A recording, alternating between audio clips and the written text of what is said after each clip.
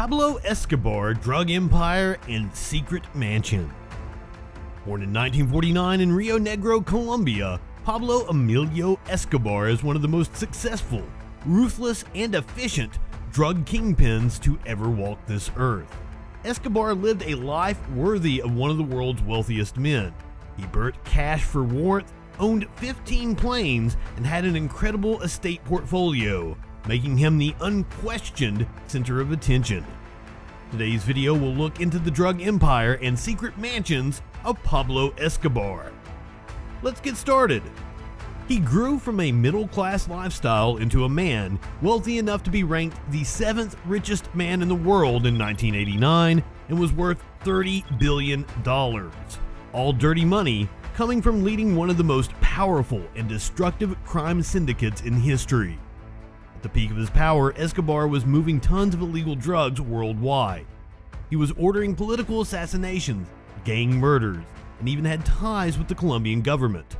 Let's just say Mr. Escobar was very good at his job.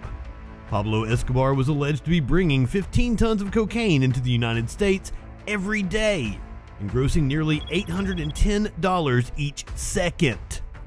To put it another way, he had a lot of cash on hand, and he was not about to deposit it in a bank. For a brief moment, one would wonder how Escobar came to be so incredibly wealthy in the first place. As the illegal drug trade extended from Colombia to other countries, mainly the United States, one individual rose to the top of the food chain. At the height of his power, that man was elected to the country's Congress, overseeing a system that generated more than $26 billion per year, or $70 million per day, or $810 every second. Pablo Emilio Escobar Guevara was the man in question, who went about his business mercilessly and unforgivingly in the mid-1970s when he collaborated with the Ochoa brothers and helped form the crime organization that we now know as a central cartel. Escobar would hide his money in various places, including warehouses and farms. One of the vast properties he owned was the wealthy estate known as La Manuela, which he would claim was acquired fully legally if you asked him. So what kind of home was La Manuela? It was, after all, Escobar's own safe place. He'd travel there when he needed a peaceful location near the sea to rest and recover from the daily grind of running a drug empire. But unlike every other person who takes a vacation, Escobar decided to own his vacation spot, so this 20-acre luxurious estate in the resort town of Guatape was his. It was right on the shores of the Pinelli Reservoir, and he named the place after his daughter, Manuela Escobar. Pablo Escobar really poured a lot of money into this place.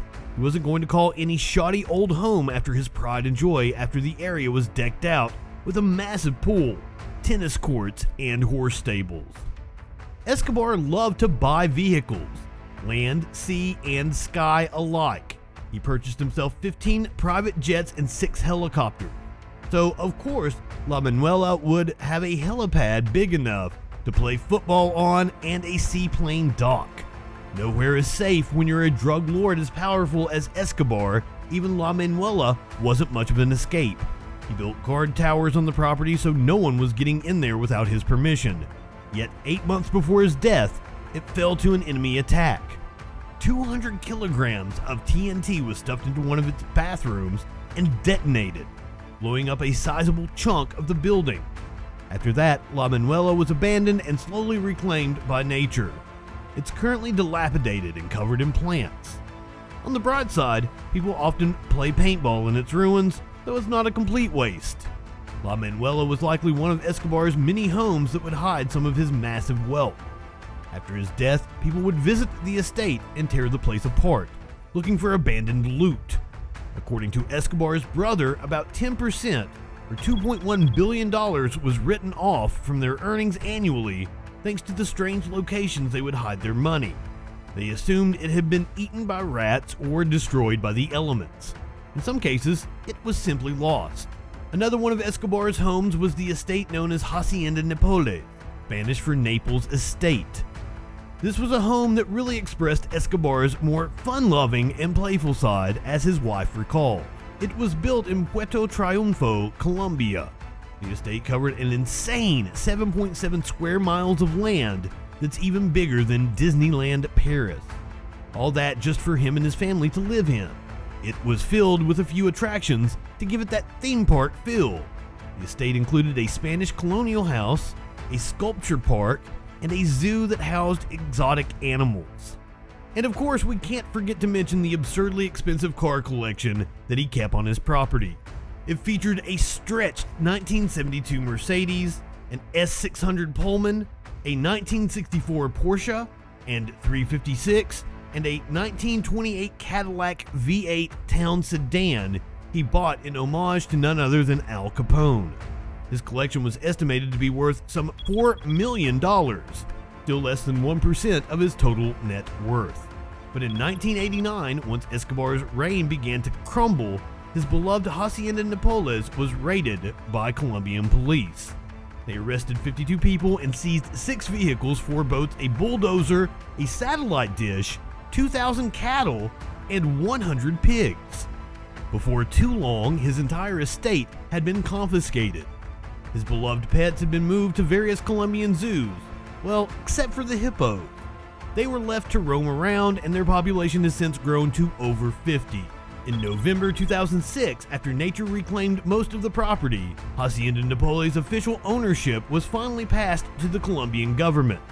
At the time, value estimations surpassed $2 million, decades earlier at its peak, when we accounted for the excessive amenities plus the animals, the sculptures, the cars, and the treasure chest of cash likely buried in the earth below. The total value of the site would have easily surpassed $15 million these days. While being so different, it looks much the same. The entrance and sculptures have been preserved, and the sprawling complex now serves as a theme park and zoo. It should come as no surprise that Escobar held the keys to several other properties too. Following Pablo Escobar's death in 1993, many of the original buildings on the property were demolished or reconditioned for other purposes. Now been converted into a family-friendly theme park built on top of the legacy of a very family-unfriendly man. Not all of Escobar's homes were in Colombia. Not everyone in Colombia was exactly a fan for a good reason. One of these homes away from home was La Casa Grande, which he built on the tiny Caribbean island of La Isla Grande. On an island with a population of just over 1,000 lies one of Pablo Escobar's most significant estates. It was only accessible by a particular boat from Cartagena. This was not a home for the public's prying eyes at the peak of its grandeur. La Casa Grande was so big that it had over 300 exquisitely furnished rooms with solid gold shower heads in every single bathroom.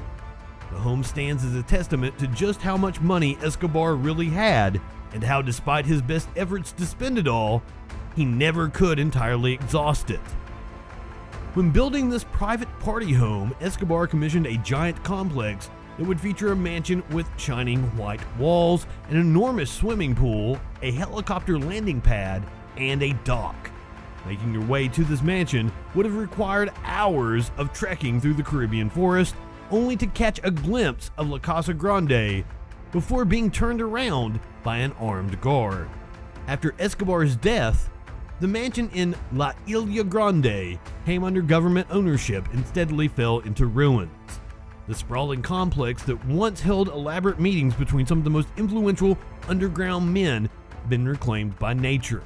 La Casa Grande didn't get the treatment some of Escobar's other properties got. It's been abandoned and forgotten, a dilapidated shell of what it once was.